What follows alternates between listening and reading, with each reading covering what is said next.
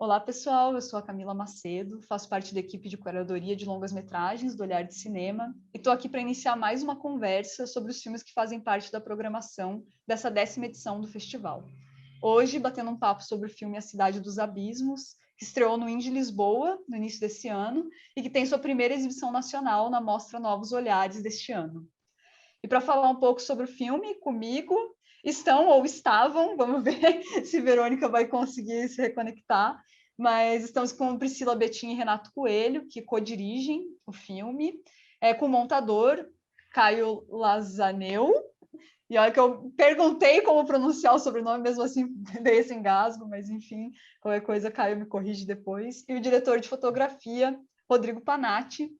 Se Verônica conseguir voltar, ela tá a atriz do filme, né, representando o elenco.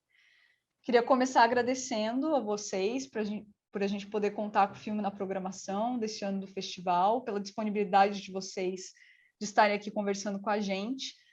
E queria começar essa conversa perguntando, né, para a Priscila e para o Renato, que eu sei que esse é o primeiro longa-metragem de vocês, mas que vocês já trabalham há bastante tempo juntos, tanto na realização mesmo de filmes, de curtas, enfim, mas também no âmbito da pesquisa, da produção de mostras e de cursos, e sempre muito ligados, né, à contracultura, à cidade de São Paulo e às suas figuras marginais, tanto do cinema quanto da poesia, da música, enfim, o próprio cinema marginal, né, o cinema de invenção, e tudo isso me parece que atravessa e compõe também a Cidade dos Abismos. Então, eu queria pedir para vocês contarem um pouco, né, sobre o processo, desde a ideia inicial do filme até seu desenvolvimento e suas transformações ao longo do processo mesmo, e de como ele se situa, né, nessa relação de vocês, como que vocês foram negociando e realizando essa co-direção, até porque, pelo que eu entendo, a roteirista mesmo é a Priscila, né? Bom, oi Camila, bom dia a todos. Muito feliz de estar aqui com o filme no festival. Para a gente é um prazer, assim, estamos muito felizes mesmo. E, enfim, é isso, assim, eu e Renato, a gente já tem um interesse, né, pelo cinema experimental, cinema marginal brasileiro. Eu acho que pelo menos, bom, acho que desde o começo que a gente estudou cinema, é um tipo de cinema que sempre, de certa forma, é quase como se fosse magnético, assim, a gente sempre foi puxado, assim, por esse tipo de cinema, e como você disse, assim, e pela essa relação desse tipo de cinema marginal e experimental com a cidade de São Paulo, né? A gente tem até aqui atrás o Jairo Ferreira, assim, acho que é uma figura, dentre outras, assim, também muito importante para a gente, assim, que de alguma forma, assim, sempre exerceu uma influência, assim, né? O Renato, o mestrado dele foi sobre o Jairo Ferreira, a gente fez a mostra do Jairo, e foi meio que uma porta de entrada, assim, também para a gente conhecer outros diretores através dessa mostra que a gente fez no CCBB, enfim, aí conhecemos o Luiz Rosenberg Filho, mais para frente depois a gente se aproximou do Tonati, então essas pessoas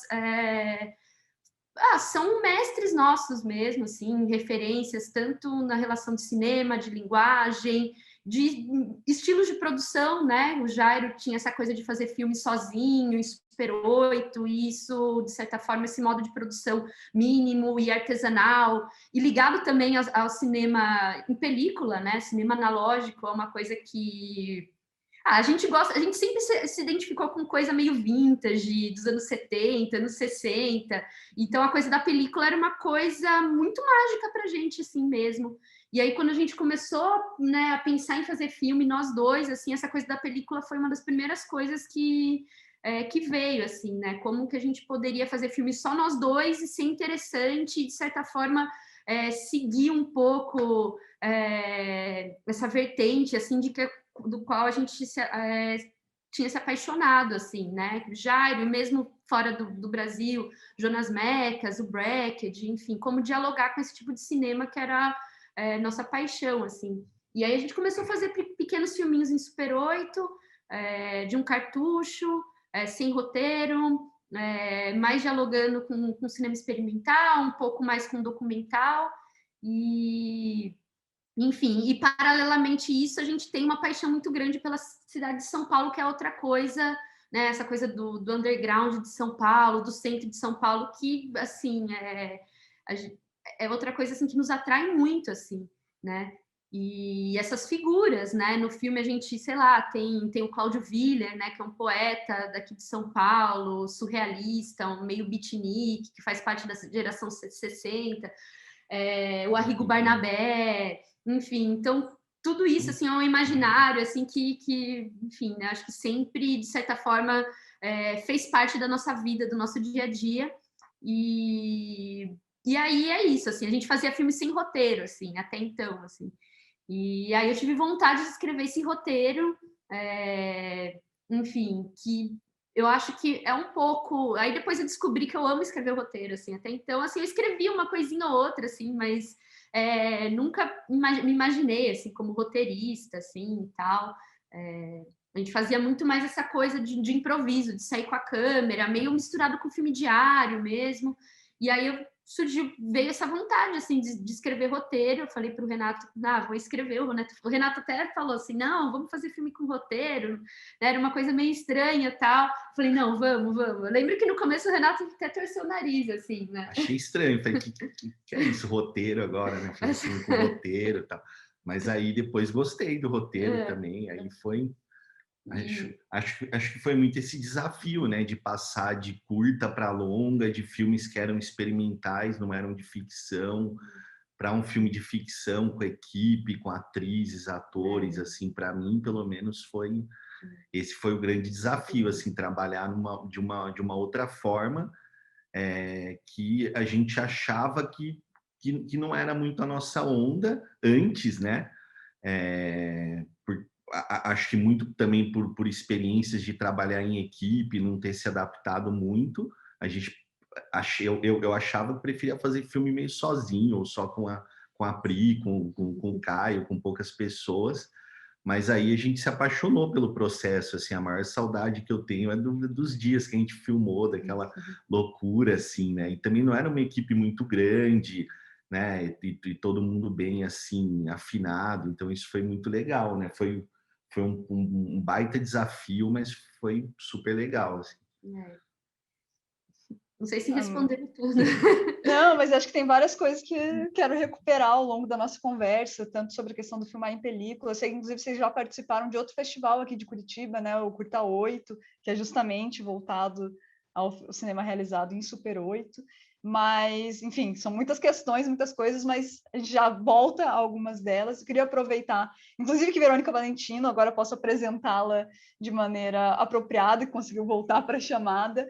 Aproveitar que a gente está falando de roteiro, de trabalho com elenco, com equipe, que uma coisa que eu gosto muito mesmo no A Cidade dos Abismos é como ele não nos permite um acesso irrestrito aos personagens, né? Tem muitos momentos em que a gente tem uma aproximação que é mais sensorial e estética mesmo, sem exatamente entender o que elas estão dizendo, ainda que elas se direcionem para a gente a partir, né, da direção para a câmera.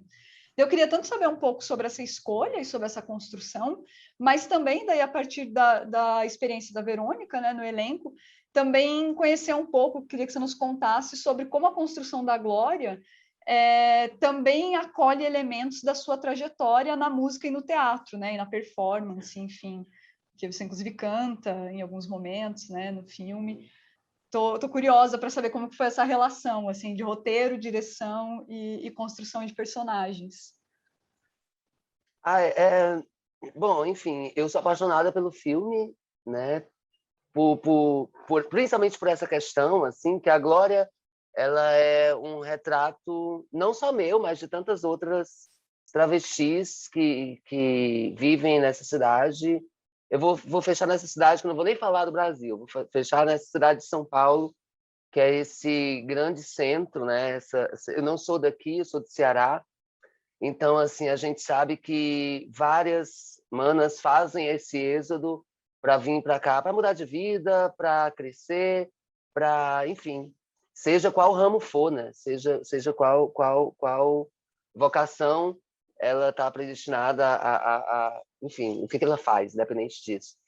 Então, assim, eu amo também a liberdade que a gente teve quanto atriz, assim. Primeiro que gravar em película foi uma experiência novíssima, nunca tinha feito nada disso. O processo foi muito, muito bacana, muito intenso, que a gente começou a ensaiar meses antes, e aí tivemos uma pausa, né, de final de ano, e aí em janeiro já foi com tudo, assim. A gente começou a gravar e já foi com tudo, assim. E a Pri nos deu liberdade, muita liberdade, tanto para propor coisas, para liberdade quanto atriz também, saca? Minha formação é em cênicas, mas meu trabalho é muito voltado para música, e tudo que a gente propôs dentro do filme foi acolhido de uma forma muito, muito generosa, assim. Tanto que entraram poemas que a gente propôs, entraram músicas que a gente propôs, e feitas em plano sequência, né? Que é para mim um desafio muito grande. Quanto atriz, acho que para a gente, atriz, é um desafio muito grande gravar em plano sequência. E acho que foi o mágico assim, desse processo. Então, Glória é esse retrato, saca? Essa resposta da gente, atriz travesti, a gente, atriz, mulheres trans. E aí é um filme que não fala simplesmente, não aborda essa questão simplesmente de representatividade, porque a gente está falando de proporcionalidade também. Não sou somente eu, uma figura transvesti gênero dentro do filme, mas a Sophie também, né? E é muito prazeroso quando a gente tem essa liberdade dentro de um trabalho para falar e para expor aquilo que nós somos e que é nossa narrativa e falada por nós mesmas, assim. Então, acho que uma das coisas mais bonitas do filme foi essa liberdade que reverberou nas cenas tão belamente, assim. Não, o maior, assim, nosso maior medo, assim, quando a gente começou a fazer o filme era justamente trabalhar com as atrizes e os atores, porque era uma experiência que a gente não tinha, assim. E aí eu acho que essa generosidade, assim, é muito, assim, eu sinto muito do elenco com a gente também, porque a gente estava aprendendo, assim. Então, o elenco, as atrizes, os atores, assim, nos ensinaram muito, muito, assim, não tem nem o que dizer, assim, o quanto eu aprendi com elas. E essa coisa, né, essa sequência, esse plano sequência que a Verô falou, assim, imagina, né, plano sequência em película, a gente tinha pouca lata em película, assim, tipo, esse foi um plano sequência de 5 minutos que tinha, assim, traveling in, traveling out, mudança de luz, e a Verônica cantando essa música que ela sugeriu, né, que é um poema, né, é da Ave Terrena, Da né? Ave Terrena. E é uma cena muito delicada, assim, e, enfim, só que era tanta concentração, era tanta entrega, foi tanta entrega da Verô, assim, e sabe quando esses momentos que algo mágico acontece, assim, e esse algo, eu acho que esse plano sequência, tanto que eu acho que é o meu plano preferido, disparado do filme, assim, todo mundo que vê esse plano, assim, e a interpretação da Verônica, assim, fica meio sem ar, assim, eu também sinto isso até hoje, assim, e quando terminou, eu lembro que eu fiquei os 5 minutos do plano sequência sem respirar, assim, olhando para a Verônica, assim, de uma quase hipnotizada, e quando terminou, eu lembro todo mundo bater palma, uhul, assim, são esses momentos presentes, assim, do filme. E chorar também, chorar, eu lembro que a gente chorou também. Não, e é muito louco, assim, porque é uma parada que é muito real, né? O filme todo ele é muito real, assim. Por mais que seja uma história de ficção, mas é uma parada muito real que os nossos corpos estão acostumados, enfim, não acostumados no bom sentido, mas já estão preparados a viver, porque é muito isso, desde a história da modificação do próprio corpo enfim, para fugir de uma perseguição da sociedade, do padrão, a essa grande corrupção que a gente vive, que nos mata, que nos extermina todo dia, assim. Então é muito muito bonito, assim. Coisas reais entraram no filme, né? Como essa música, como um poema de uma outra mana travesti, que é a Ave Terrena. Então acho que isso vai enriquecendo e nos toca dessa forma, assim. Sem dúvidas, e acho que a Priscila até falou, né, de uma coisa meio mágica, e eu acho que o filme tem essa magia mesmo, ainda que ele traga de maneira muito visceral até, né? Esses aspectos de uma realidade que tem suas dores e seus sofrimentos também. E estou adorando ouvir vocês, e estava pensando aqui também sobre, achei muito legal, Verônica, pontuar o fato, né, de ser uma migração para São Paulo, porque a gente fala dessas figuras de São Paulo e entendendo, e isso está no filme, né? Tem essa fala do, desculpa perguntar se você não é daqui, parece que sei lá, porque eu sou mais daqui do que você, e entendendo essas figuras paulistanas não como necessariamente nascidas e crescidas em São Paulo, né? Acho que isso é bem interessante também, esse olhar para a cidade. E eu queria recuperar algumas coisas que a gente está comentando, já pincelando com relação ao trabalho com a película, né?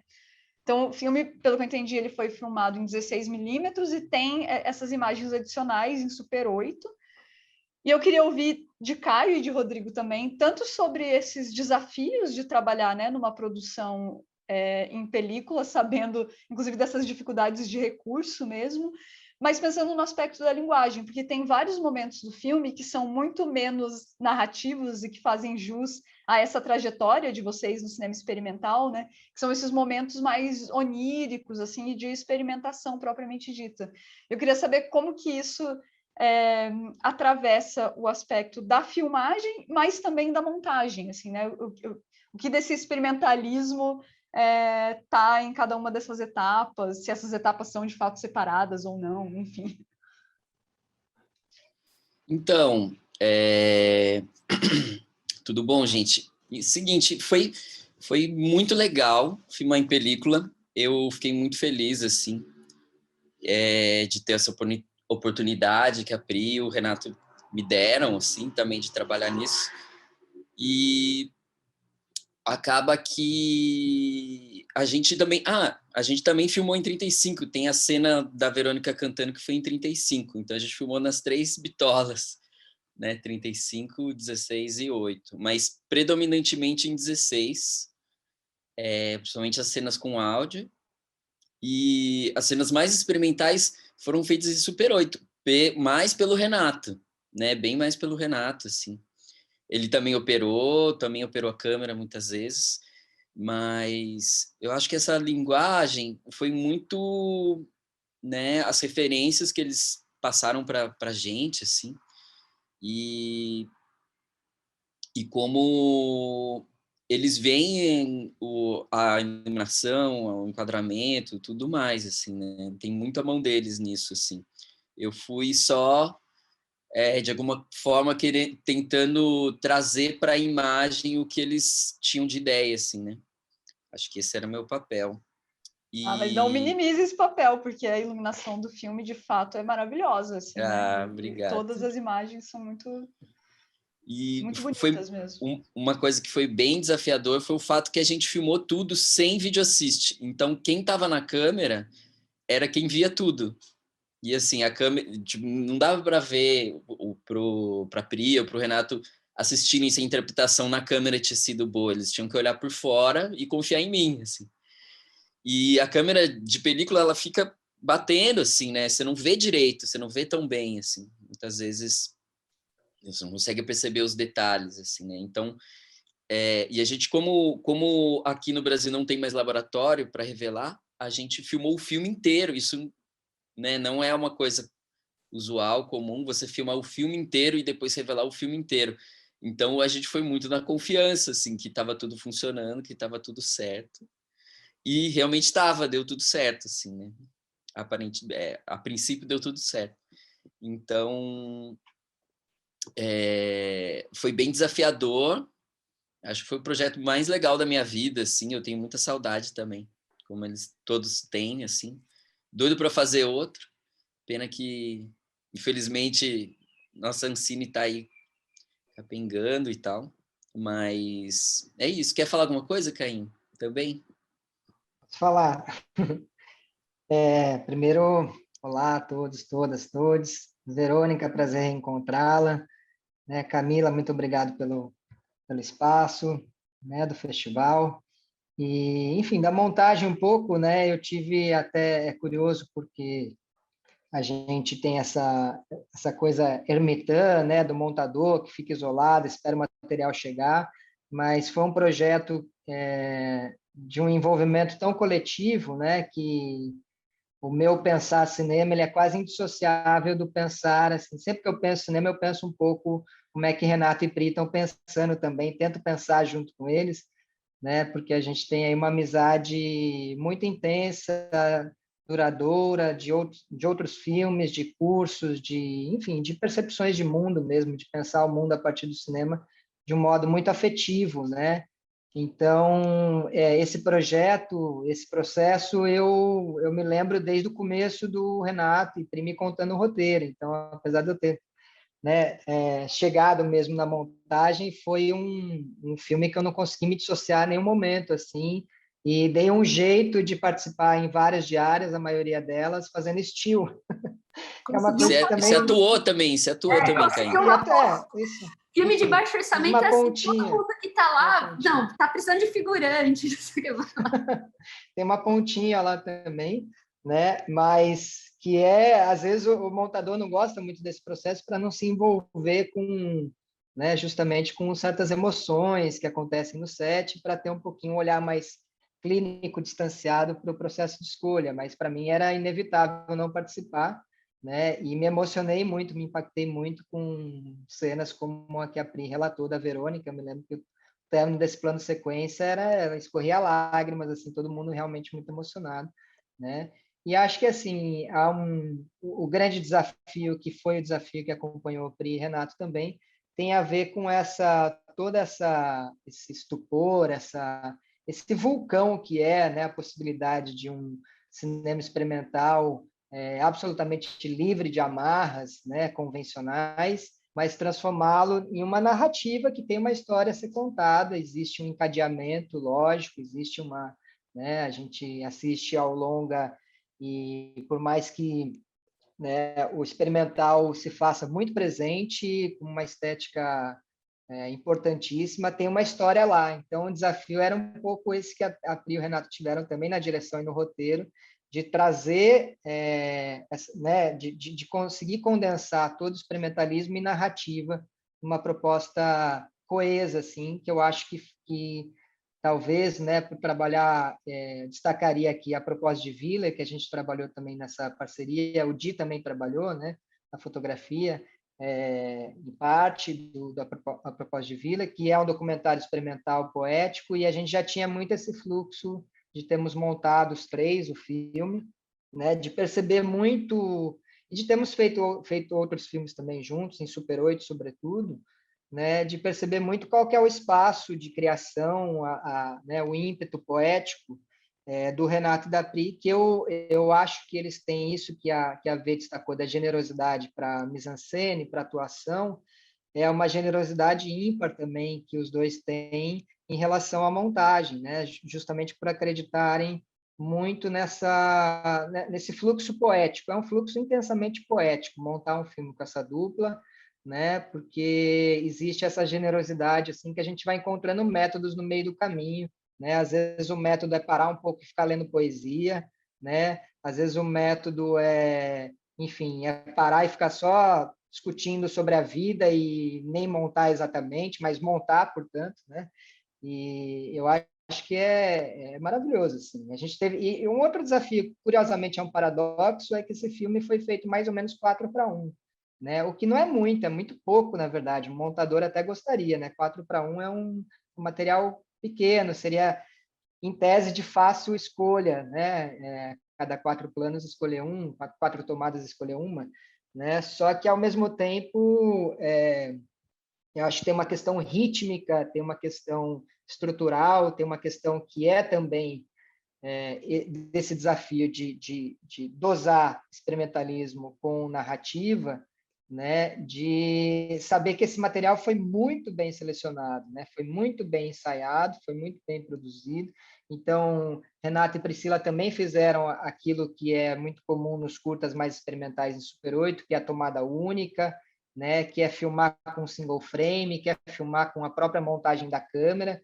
Então, também tentar entender como é que esses fluxos poéticos adentram em meio à narrativa, e com, acho que, referências muito importantes também, né? A gente agradeço aqui, tivemos né, uma mirada atenta, generosa, afetiva de uma das grandes mestras, gurus para a gente do cinema brasileiro, para mim a maior montadora da história do cinema brasileiro, que é a Cristina Amaral, que também em determinado momento pôde assistir nossa montagem, pôde, enfim, opinar, e a gente, né, é muito grato a isso tudo.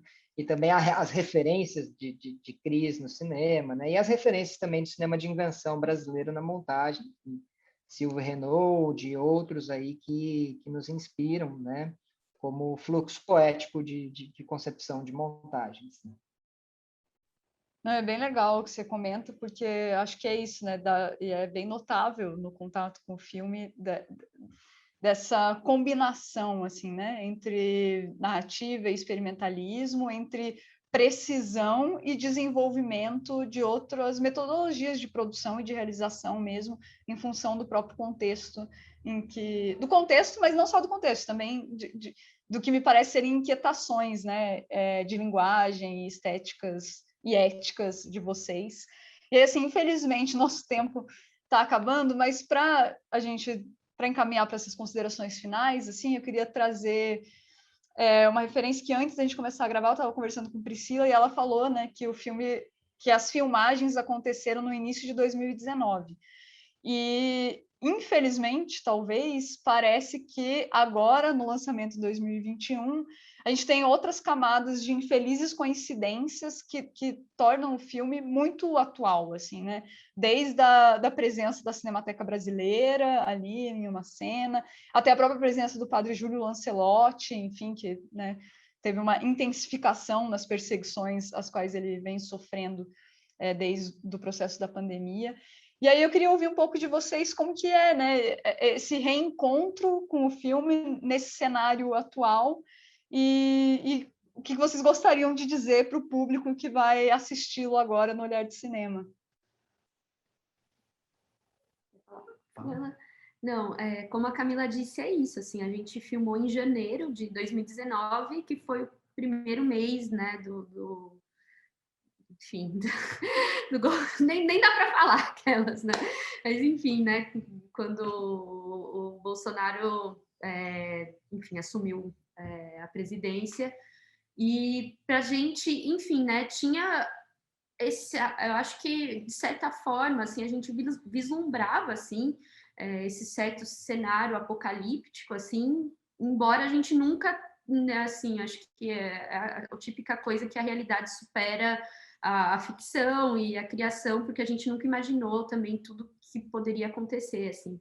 E a gente estava falando antes nos bastidores mesmo, assim, que quando a gente fez o filme e, fazer cinema no Brasil, assim, esse processo longo, assim, se você consegue estrear em 3, 4 anos, tá beleza, né? Porque demora, tal, e eu tinha muito medo do filme, de certa forma, ficar datado, ficar demodê, e embora a gente não faça nenhuma referência direta justamente por isso, assim, a gente queria que ele tivesse uma certa fruição atemporal, assim, mas infelizmente é isso, assim, a gente agora lançando o filme em 2021, assim, como a Camila disse, assim, ele ainda, de certa forma, assim, ele antecipou algumas coisas, assim, quase... A arte tem isso, né? Não é esse filme, assim, acho que a arte tem... Né? A Trich Minha, ela fala que o artista, ele é como uma agulha sismográfica, né? Que ele sente o terremoto antes de vir, assim, e às vezes inconsciente, né? Porque a gente, enfim, né? Não estou falando de mim e do Renato, acho que a equipe toda, todo mundo, assim, de certa forma, acho que estava sentindo como essa agulha sismográfica antes do terremoto, infelizmente, acontecer, assim. Mas, enfim, assim, falando para o público que vai ver, assim, eu acho que o filme, ele fala disso, assim, um pouco desses tempos tenebrosos, assim, até na fala, acho que da Glória, ela fala isso, mas eu acho que fala muito sobre a amizade, sobre os laços de afeto, sobre, de certa forma, como a arte, como a utopia não pode morrer, principalmente nesses tempos, assim. Né? Então, se o filme, acho que busca passar, eu acho que não é um filme exatamente otimista, porque é difícil ser, né, totalmente otimista, mas eu não acho que ele é total pessimista, assim, eu acho que ele fala sobre isso, assim. Então, enfim, se é um recado, assim, é isso, assim, para a gente continuar os sonhos, as utopias, os laços afetivos, a união e, enfim, e a resistência, assim. Não sei se vocês querem falar mais alguma coisa, pessoal. Quer falar? Nossa, falou tudo. Falou tudo. Não querem mais complementar nada, ninguém quer deixar nada que ficou faltando, assim, quer dizer, muita coisa ficou faltando, porque a ideia nem é esgotar, né, a conversa sobre o filme, nessa que é a primeira conversa, o primeiro diálogo com o público brasileiro, mas se alguém quiser trazer mais alguma coisa que acha imprescindível, esse é o momento.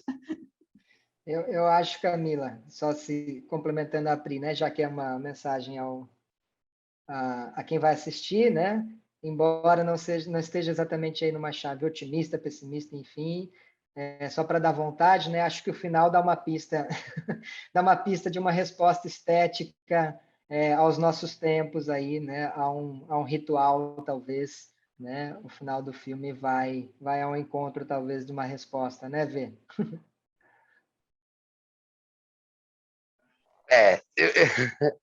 E é isso, assim, acreditemos, né?